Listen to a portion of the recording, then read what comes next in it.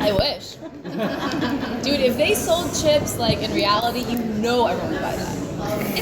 Instantly. Come on. Even losing everybody, like the memories of people. I mean, maybe people would like that's a side effect, but I guarantee there'd be someone be like, okay. It's almost like Eternal Sunshine of the Spotless Mind. You know, remember that movie? So, or like Soma, remember that Soma pills and Brave New World? Yeah, that's what it reminded me of. Which, dude, I would take a vacation. Can you preview the Raven episode, Nevermore, for us? Oh man, Google Nevermore.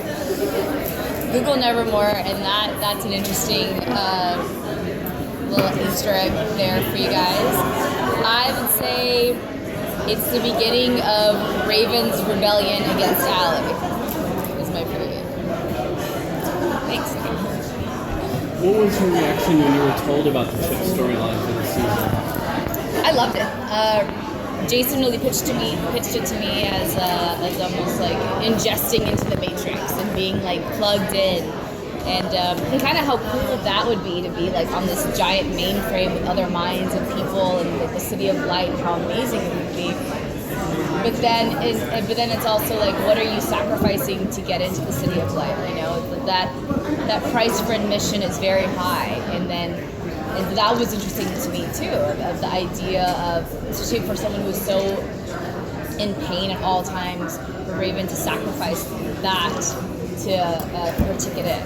So I loved it. I thought it was great. And then it evolves into like a whole other level. I can't tell you if it's getting there. Everything will start coming in soon, and that was super cool. That I don't think they realized till in the middle of the season that they wanted to do it. So it's pretty cool. Raven's been the only character we've seen so far that's kind of resisted Allie. Right. What is it about Raven that's kind of prompting that? I think Raven is just extremely strong and smart, and it's almost like, so the more brains minds Allie has, the stronger she becomes, because it's the more information that she can gather and use within like the mainframe to work her AI-ness in. And it's like, you know, like on average the Arkers had like brain juice of like a 7, you know, but Raven's brain juice is like a 10 because she's just like a genius.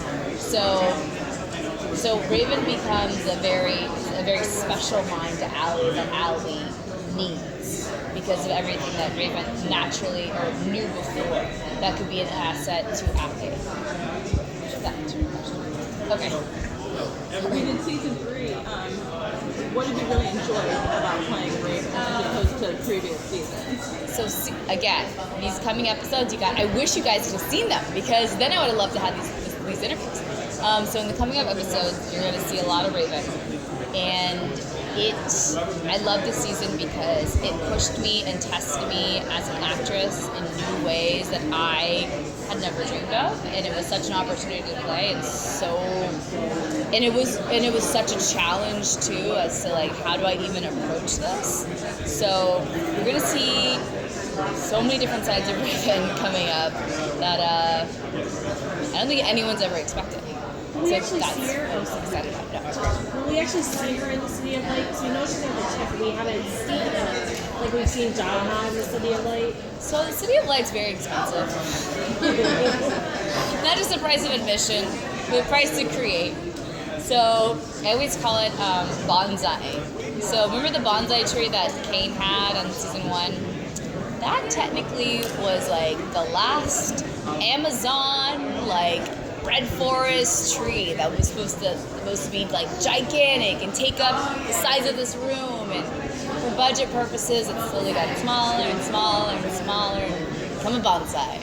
So Raven's been bonsai'd for the City of Light. It's a state of mind. Yes, there we go. You saw me meditating, and that's about it. Okay, thank you guys.